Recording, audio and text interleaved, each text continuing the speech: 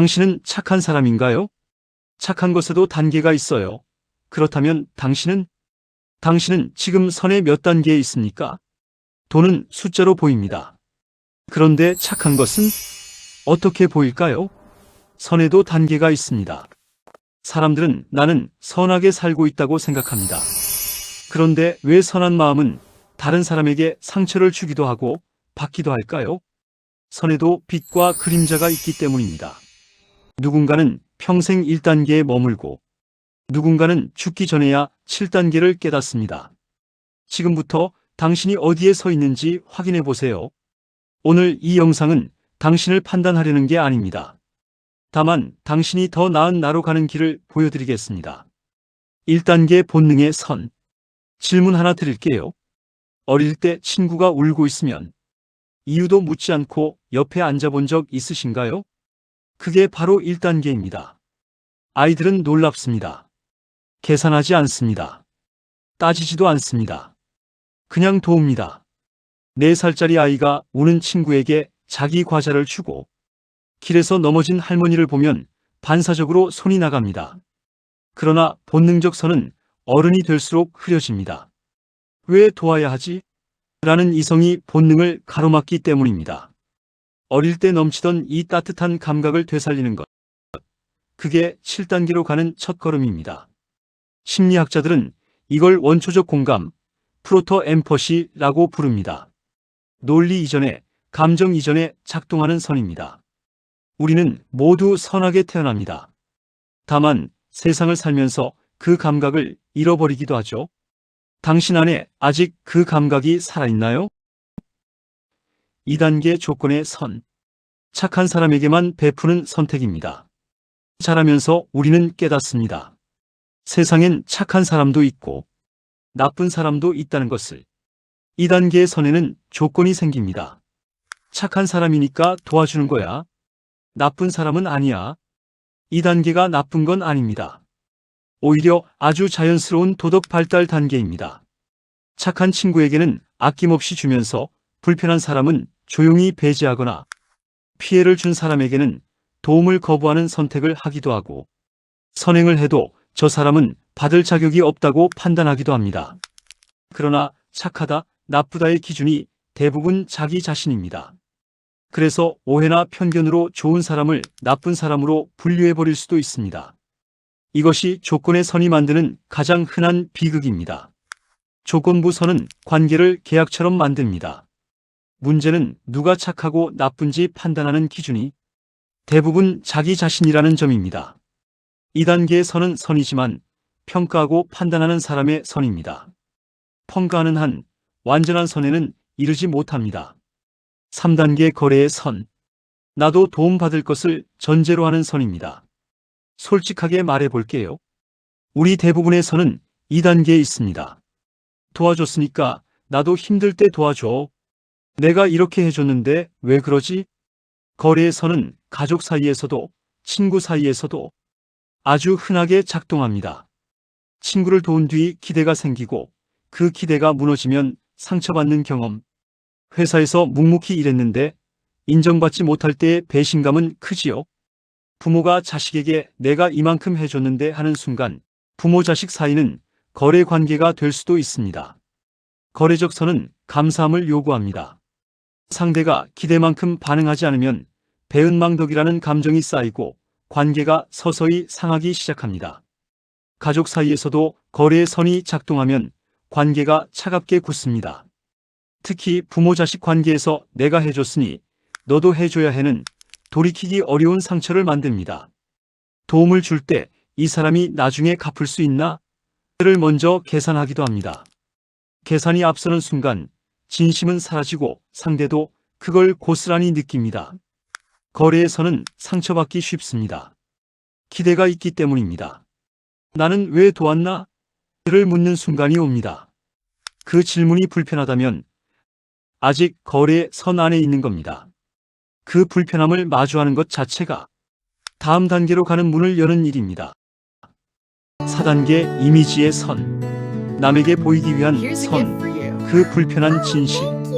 혹시 이런 경험 있으신가요? 기부를 했는데 SNS에 올리고 싶었던 적, 봉사를 했는데 누군가가 봐줬으면 했던 적.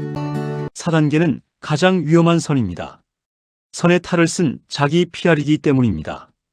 카메라가 있을 때만 기부하는 사람, SNS용 봉사 사진을 위해 어르신을 10분만 돕는 행동, 직장에서 상사 앞에서만 후배를 챙기는 행동.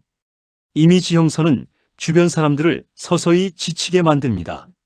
저 사람 진심인가?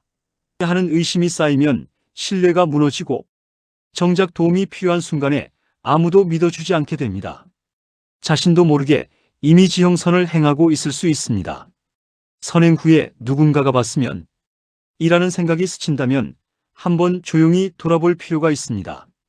이미지형 선은 많은 사람을 불행하게 만듭니다. 진심이 없기 때문입니다. 그리고 더 무서운 건 이미지형 선을 행하는 본인도 결국 공허해진다는 겁니다. 남이 보는 나보다 혼자 있을 때의 내가 진짜 나입니다. 5단계 선택의 선. 모두를 도울 수 없다는 현실과의 타협. 사회생활을 하다 보면 배웁니다. 모두를 도울 수 없다는 걸. 5단계의 선은 전략적입니다. 내가 가장 잘 도울 수 있는 사람에게 집중합니다. 중증 환자를 먼저 치료하는 의사의 트리아지 결정이 대표적입니다. NGO 활동가가 가장 효과적인 지역에 집중하기도 하고 팀장이 성장 가능성 있는 팀원에게 더 집중하는 선택을 내리기도 합니다. 나는 모두를 도울 수 없어를 핑계로 아무도 돕지 않는 경우도 있습니다. 도움이 필요한 사람을 외면하면서 어쩔 수 없어, 나도 한계가 있어라고 자기 합리화하는 것은 당연히 선이 아닙니다. 진짜 선택의 선은 어디에 집중할까지 안 해도 되는 이유를 찾는 게 아닙니다. 선택의 선은 냉정해 보이지만 가장 현실적인 선이기도 합니다. 2단계에서 선은 용기가 됩니다. 다음 6단계는 책임의 선입니다. 도움은 시작이 아니라 끝까지 책임지는 것. 6단계는 가장 힘든 단계입니다. 도왔으면 끝까지 책임집니다. 결과가 좋지 않아도 포기하지 않습니다. 진짜 사랑은 좋을 때 하는 것이 아닙니다. 힘들 때도 곁에 있는 것입니다. 자식의 실패를 보면서도 포기하지 않는 부모의 사랑. 창업 실패한 직원을 끝까지 책임지는 리더. 회복이 오래 걸리는 환자를 지치지 않고 돌보는 간병인. 책임을 다하다 자신이 먼저 무너지는 경우가 많습니다. 책임의 선도 내 한계를 알아야 오래 지속됩니다. 그러나 책임의 선이 집착으로 변질될 수 있습니다. 처음부터 책임질 수 없는 약속을 하는 것. 내가 다 책임질게라는 말은 아름답지만 지키지 못하면 상대에게 더 큰 상처가 됩니다. 책임의 선은 반드시 할 수 있는 범위에서 시작해야 합니다. 2단계에서 선은 사랑이라는 이름을 얻습니다. 7단계 초월의 선. 보상도, 이름도, 이유도 없는 선. 선의 최종 단계입니다. 2단계의 선은 설명이 어렵습니다. 왜냐하면 아무 이유가 없기 때문입니다. 보상도 없고 이름도 남기지 않습니다.